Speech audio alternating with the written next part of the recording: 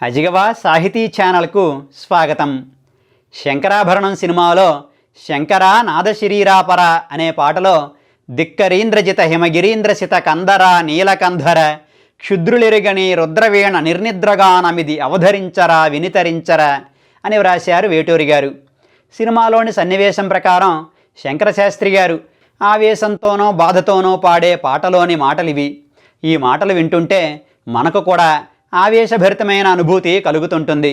ఈరోజు మనం ఈ అద్భుతమైన పదబంధాలకు విపులంగా అర్థం చెప్పుకోవడంతో పాటు వాటి వ్యాకరణానికి సంబంధించినటువంటి ఆసక్తికరమైన విషయాలను కూడా చెప్పుకుందాం. ధిక్కరీంద్రజిత హిమగిరీంద్రసిత కందర నీలకంధర. ధిక్కరీంద్ర, కరి అంటే ఏనుగు, ధిక్కరి అంటే దిక్కులలో ఉండే ఏనుగు. మన భూమికి ఆదరువుగా 8 దిక్కుల్లోనూ 8 ఏనుగులుంటాయి. అవే ధిక్కరుడు. వాటినే అష్టదిగ్గజాలు అని కూడా అంటాం. ధిక్కరీంద్రము అంటే ఆ 8 ఏనుగులలోకెల్లా శ్రేష్టమైనది. అదే ఐరావతం. ఇంద్రునికి వాహనం కూడా అయినటువంటి ఈ ఐరావతం అత్యంత స్వచ్ఛమైన తెలుపు రంగులో ఉంటుంది. ధిక్కరీంద్ర జిత. జిత అన్న మాటకు జయించబడిన అనే అర్థము వస్తుంది. జయించినటువంటి లేదా మించినటువంటి అనే అర్థాలు కూడా వస్తాయి. ధిక్కరీంద్ర జిత అన్నప్పుడు ఐరావతాన్ని మించినటువంటిది అనే అర్థం వస్తుంది. అయితే ఆ ఐరావతాన్ని మించినదేది? ఏ విషయంలో? ఐరావతం గొప్ప బలానికి ప్రసిద్ధి, అలానే దివ్యవాహనంగా కూడా ప్రసిద్ధి. కల్మషం లేని స్వచ్ఛమైన తెలుపుకు కూడా ఐరావతం ప్రసిద్ధి. మరి ఆ ఐరావతం యొక్క తెలుపును కూడా మించినటువంటిది ఏది? అదే హిమగిరీంద్రము. హిమము అంటే మంచు, హిమగిరి అంటే మంచుకొండ. హిమగిరీంద్రము అంటే ఆ మంచుకొండలలోకెల్లా శ్రేష్టమైనది. అదే కైలాస పర్వతం. సితము అంటే తెలుపు, కందరము అంటే గుహ. అలా ధిక్కరీంద్రజిత హిమగిరీంద్రసిత కందర అంటే ఐరావతం తెలుపును మించినటువంటి తెల్లని కైలాస పర్వత గుహలో నివాసం ఉండేవాడా అని అర్థం వస్తుంది. ఎవరా గుహలో నివాసం ఉండేవాడు? నీలకంధరుడు. నీలము అంటే నల్లని అని అర్థం. కంధరము అంటే కంఠం. ఇందాక వచ్చింది కందరము అంటే గుహ, ఇది కంధరము అంటే కంఠం.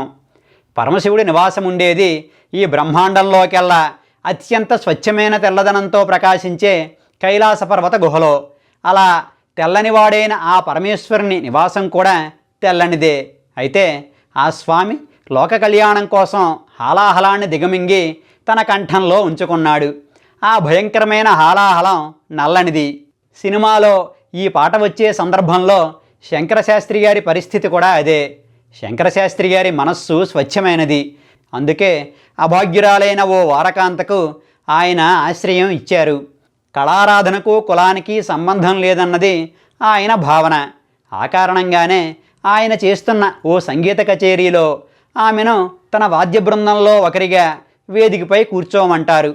ఆమె కూర్చుంటుంది. అలా ఆమె కూర్చోగానే మిగిలినటువంటి వాద్య బృందంతో పాటు సభలోని వారంతా కూడా కోపంతో లేచి వెళ్ళిపోతారు.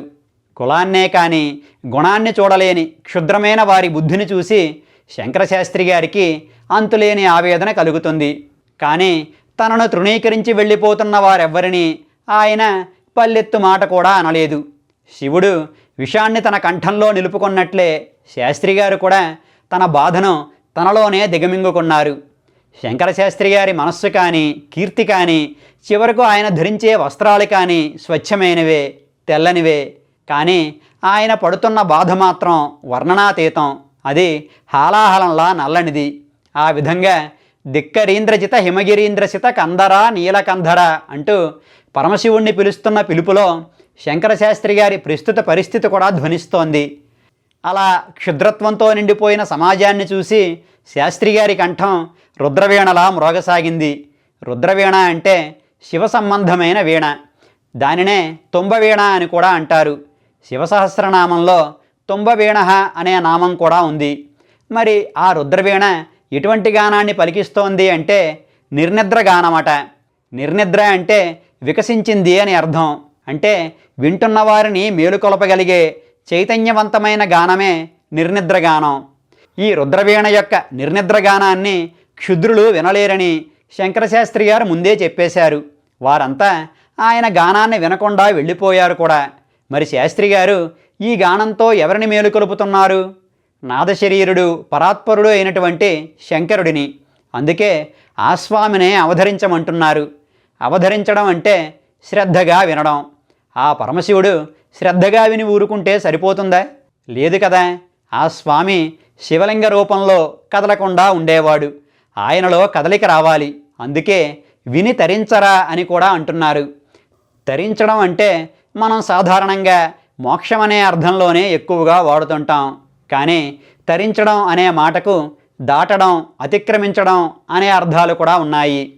మనకు చెంపు రామాయణంలో శేఖామృగస్వామి శాసనంబు తరింప గండమైయుండిన నుండుగాక అనే ప్రయోగం కనబడుతుంది. సుగ్రీవాజ్ఞను అతిక్రమించడం అన్నది గండమైతే అయ్యుండవచ్చును అనే ఆ మాటలకు అర్థం.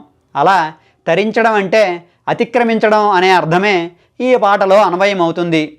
అంటే కదలకుండా లింగరూపంలోనే ఉండిపోయే నీ కట్టుబాటును అతిక్రమించి కదలి రమ్మంటున్నారు శంకర శాస్త్రి గారు. అలా ఐరావతం తెలుపును మించిన తెల్లని కైలాస పర్వత గుహలో నివాసముండే ఓ నల్లని కంఠం కలవాడ, నీచులు వినలేని చైతన్యవంతమైన నా రుద్రవీణాగానాన్ని శ్రద్ధగా ఆలకించు.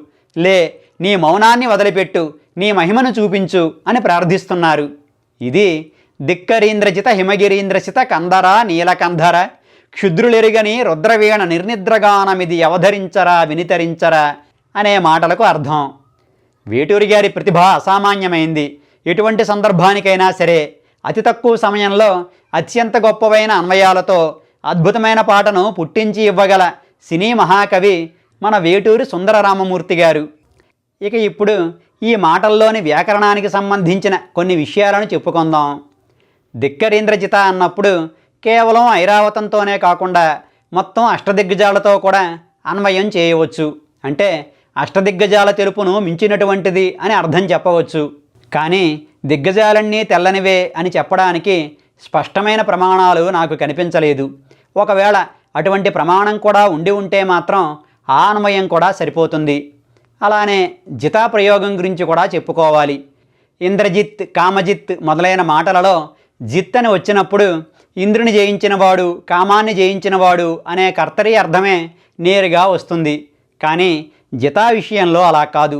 జితా అన్నది సమాసంలో మొదటి పదంగా ఉంటే ఒక అర్థం, రెండవ పదంగా ఉంటే మరొక అర్థం కూడా వస్తుంటాయి.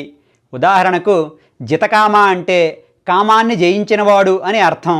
కానీ కామజిత అంటే కామము చేత జయించబడినవాడు, అంటే కామానికి వశమైపోయినవాడు అనే అర్థం వస్తుంది. అలా చూసినప్పుడు ధిక్కరీంద్రజిత అన్నప్పుడు జిత అన్నది సమాసంలో ఉత్తర పదంగా అంటే తరువాత పదంగా ఉంది కనుక ధిక్కరీంద్రమును జయించిన అని కాకుండా ధిక్కరీంద్రము చేత జయింపబడిన అన్న కర్మణీయ అర్థమే వస్తుందని కొందరికి అనిపించవచ్చు. కానీ అన్ని వేళలా అలా కాదు. ఇటువంటి విషయాలలో మనకు సందేహం వచ్చినప్పుడు మనం మన పూర్వకవుల ప్రయోగాలను పరిశీలించాలి. ముత్తుస్వామి దీక్షితుల వారు బాలాంబికాయాహ్ పరం నహిరేరే చిత్త అనే ఒక కీర్తనలో బాలేందుజిత ముఖపంకజాయాహ్ అనే అమ్మవారిని కీర్తించారు. బాలచంద్రుని జయించిన పద్మము వంటి ముఖము కలది అన్న అన్వయం ఈ మాటలకు సరిపోతుంది. పద్మాలు సూర్యోదయం కాగానే వికసిస్తాయి, చంద్రోదయం కాగానే ముడుచుకుపోతాయి. కానీ అమ్మవారి ముఖమనే పద్మం మాత్రం చంద్రుని కాంతి తన మీద పడినా ముడుచుకుపోయేది కాదు. ఆమె తేజస్సు చంద్రుణ్ణి మించినది. అందుకే చంద్రుని జయించిన ముఖపద్మం కలదానా అని వర్ణించారు దీక్షితుల వారు. అలానే దీక్షితుల వారే సంతాన గోపాలకృష్ణ ముపాస్మహే అనే మరో కీర్తనలో కృష్ణుణ్ణి వర్ణిస్తూ నీలమేఘజితగాత్రం అంటారు. అంటే నీలమేఘాన్ని జయించిన శరీరం కలవాడు అని అన్వయం కుదురుతుంది. నీలమేఘం ఏ రంగులో ఉంటుందో ఆ రంగును మించినటువంటి ఆకర్షణీయమైన శరీరవర్ణం కలవాడు ఆ గోపాలుడు అన్నది కవి హృదయంగా చెప్పుకోవాలి. ఒకవేళ జిత అన్నది ఉత్తర పదంగా ఉన్న ప్రతి సమాసానికి కేవలం కర్మణీయ అర్థమే తీసుకోవాల్సి వస్తే దీక్షితుల వారు అమ్మవారిని కృష్ణుణ్ణి వర్ణించినటువంటి వర్ణనలకు చంద్రుని చేత ఓడిపోయిన ముఖము, నీలమేఘం కంటే వెలవెలబోయే దేహము వంటి వ్యతిరేకార్థాలు వస్తాయి. అందువల్ల జిత అన్నది సందర్భాన్ని బట్టి కర్తరి కర్మణి రెండు విధాలుగానూ అన్వయం అవుతుంటుంది. అలా చూసినప్పుడు వేటూరి గారు చేసిన ధిక్కరీంద్రజిత అనే ప్రయోగంలో ఎటువంటి అనౌచిత్యం కానీ అన్వయదోషం కానీ లేవని స్పష్టమవుతోంది. ఆయన ముత్తుస్వామి దీక్షితుల వారి వంటి మహావాగ్గేయకారుల పంథానే అనుసరించారు. మరొక్క విషయం, ప్రతిభావంతులైన కవుల ప్రయోగాలకు అనేక అన్వయాలు సరిపోతుంటాయి. అందువల్ల ఒక ప్రయోగానికి ఒక అన్వయమే ఉంటుందని అనుకోకూడదు. తమ తమ భావనాశక్తిని బట్టి, రసాస్వాదన గుణాన్ని బట్టి మరికొన్ని అందమైన అన్వయాలు కూడా పాఠకులకు తోచవచ్చు. అలానే మన కవులు ఒక్కొక్కసారి వ్యాకరణ నియమాలను ప్రక్కన పెట్టి మరీ కొన్ని చమత్కార ప్రయోగాలు చేస్తుంటారు. ఉదాహరణకు లక్షాధికారి సినిమాలో మబ్బులో ఏముంది, నా మనసులో ఏముంది అనే పాట చివరిలో నేనులో ఏముంది, నీవులో ఏముంది అని ప్రియురాలు ప్రశ్నిస్తే నేనులో నీవుంది, నీవులో నేనుంది అని ప్రియుడు బదులిస్తాడు. ఇక్కడ నేనులో నీవుంది, నీవులో నేనుంది అన్నది వ్యాకరణ విరుద్ధమైన ప్రయోగం. ఈ ప్రయోగం చేసిన వారు సామాన్యులు కాదు, గొప్ప పండిత కవి, ఆచార్యుడు, జ్ఞానపీఠ బహుమతి గ్రహీత అయినటువంటి సి నారాయణ రెడ్డి గారు. నాలో నువ్వున్నావు, నీలో నేనున్నాను అన్న అద్వైత భావం పలికించే అర్థం రావడానికి, పాటలోని అంతకుముందు చరణాలతో ప్రాస సరిపోవడానికి ఇటువంటి చమత్కార ప్రయోగం చేశానని స్వయంగా సినారే గారే చెప్పుకున్నారు.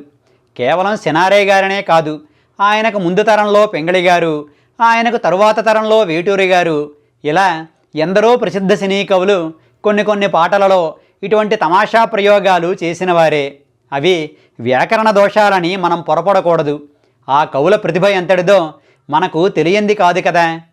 ఇక పెంగళి గారు మాటల రచనలో చేసినటువంటి తమాషా ప్రయోగాలైతే కోకొల్లలు. అటువంటి ప్రయోగాల గురించి మరొక భాగంలో చెప్పుకుందాం. ఇక ఈనాటి భాగాన్ని ముగించే ముందు నాదొక విన్నపం. భాషా సాహిత్యాలకు అంకితమైన అజిగవా ఛానల్ మనందరిది. మన అజిగవ ఎటువంటి ఒడిదుడుకులు లేకుండా ముందుకు సాగిపోవడానికి మీ వంటి సాహిత్యాభిమానుల వదాన్యత కూడా ఎంతో అవసరం. అజిగవకు సాహితీ పోషణ చెయ్యాలి అనుకునేవారు 9949121544 నెంబరుకు మీ మనసుకు నచ్చినంత నగదును ఫోన్పే లేదా గూగుల్ పే చేయండి. ఇక ఈనాటికి స్వస్తి. మీ రాజన్ పీటీఎస్కే. అజిగవ అంటే అక్షరాన్ని పుట్టించిన వాడైన ఆ పరమశివుని ధనస్సు పేరు. మన అజిగవా ఛానల్కు సబ్స్క్రైబ్ చేయండి. సాహితీ మధురిమలను ఆస్వాదించండి, ఆనందించండి, మమ్మల్ని ఆశీర్వదించండి. మన భాష, మన సాహిత్యం, మన సంస్కృతి, మన అజిగవ.